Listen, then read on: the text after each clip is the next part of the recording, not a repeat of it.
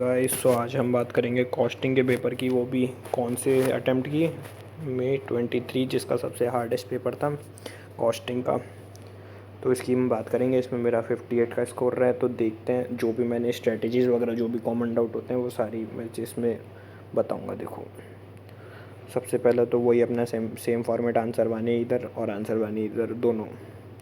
Costing का सबसे अच्छा क्वेश्चन, सबसे पहला क्वेश्चन ही था, वही था जो हमारा साथ दे रहा था। बाकी फिर सेकंड से आते ही रंग बदलने चालू कर दिए। ये पता नहीं क्या क्वेश्चन था। मेरे को देखो, क्वेश्चन पेपर में क्या था कि बहुत सारी चीज़ें नहीं आ रही थी, कुछ भी समझ ही नहीं आ रहा।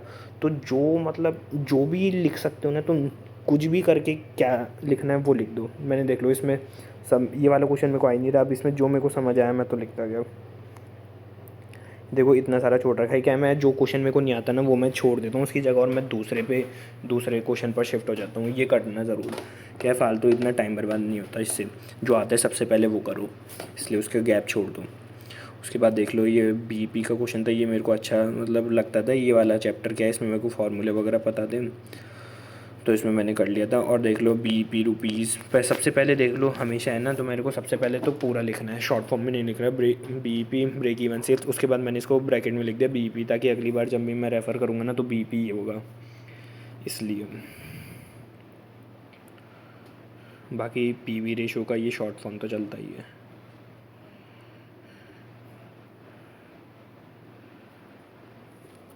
इसमें वर्किंग नोट्स वगैरह भी है। कुछ समझ ही नहीं आ रहा था क्या लिखना है, तो मैंने तो छोड़ दिया था।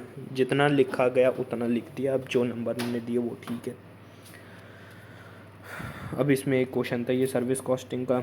ये इसमें थोड़ा दिमाग लगाया आराम से। देखो ये मैंने पूरा जो भी वो क्वेश्चन बोलता जाता है ना, मैं वो लिखता गया ऐसे, और ऐसे ऐसे करते करते दिमाग लग गया कि ये पूछना क्या चाह रहा है और कैसे होगा, तो ऐसे आ गया। तो ये वाला क्वेश्चन मेरे को समझ, फिर भी 3 ही नंबर मिले इसमें तो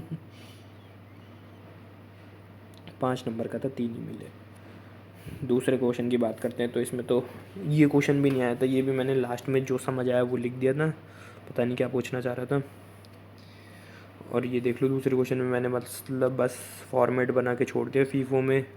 वैसे फीफो बहुत आसान लगते हैं, लेकिन जब तुम क्वेश्चन पढ़ोगे तो तुम्हें भी हार्ड लगेगा। 2 नंबर मिल गए सेकंड के, जो ऊपर के मिले। इसमें तो कुछ ही नहीं मिला बाकी कॉन्ट्रैक्ट अकाउंट का ये तो आ गया था, इसमें इतना कोई दिक्कत नहीं थी। अब देखो, जैसे मैंने इसमें लिख रखा है ना फार्मूला में शॉर्ट फॉर्म नहीं, पहले मैंने क्या पहले ही लिख दिया था। जैसे ए आर है तो ए आर मैंने पहले ही पूरा लिख दिया था, एक्चुअल रेट, और उसके साइड में ए आर। तो मैं फिर शॉर्ट फॉर्म यूज़ कर सकता हूँ। एक बार स्टार्टिंग में पूरा लिख देना, उसके बाद शॉर्ट फॉर्म यूज़ करना आराम से। पूरा फार्मूले वगैरह तो लिखना ही है, इनके ही नंबर मिल जाए तो वही बढ़िया रहता है। क्योंकि जिस हिसाब से हमारा पेपर था उसमें तो मैं देखा फार्मूला लिख देते हैं, उसके नंबर दे दें काश। बाकी तो जो समझ आया वो लिख देगा। पता नहीं ये ऐसा अजीब सा ही क्वेश्चन था ये भी। उसके बाद देखो ये था बजट। ये भी मेरा, ये वाला तो सही था, इसके नीचे का गलत हो गया था। तो जो समझ आया मैं तो वो लिखता गया। इसमें ये वाला क्वेश्चन वैसे मैं जब पहले पेपर के करता था ना, ये वाले क्वेश्चंस तो मेरे से बन जाते थे, लेकिन पता नहीं क्या घुमा दिया इनने, जो समझ ही नहीं आया। बहुत ज़्यादा इनने कुछ रिलेशन वगैरह बनाया तो वो मैं पकड़ नहीं पाया, तो फिर बाद में गड़बड़ हो गई दूसरे वाले पॉइंट में, सेकंड पॉइंट में। वर्किंग नोट भी देख लो, छोटे छोटे से जो समझ आया वो बना दिए। उसके बाद कॉस्ट शीट की बात करते हैं। इस बार तो इन्होंने कॉस्ट शीट भी बढ़िया दी थी। आराम से देखो पूरा, मैंने तो आराम से खोल लिया एक एक लाइन छोड़कर सारी चीज़ें, ताकि अच्छा सा लगे। और आराम से पेज तो है ही अपने पास, एक्स्ट्रा शीट लो आराम से, कोई दिक्कत नहीं है। उसके बाद मैंने आगे लिखे बाकी वर्किंग नोट भी बनाए थोड़े, उनसे हो गया था। और अब देखो ये आंसर 4th ये था प्रोसेस कॉस्टिंग का। और ये क्वेश्चन मतलब लिटरली बहुत ज़्यादा घुमादार था। इसको मैंने कैसे भी करके ऐसे पूरा फॉर्म पूरा मतलब जो बोलता गया ना वो उसका पूरा चार्ट ऐसे बना दिया था मैंने। उसके बाद मेरे को समझ आया था कि अच्छा ये थोड़ा ऐसे घुमा रहा है, लेकिन उसके बाद भी इसमें भी मेरे को 2 ही नंबर मिले, गलत हो गई ये भी।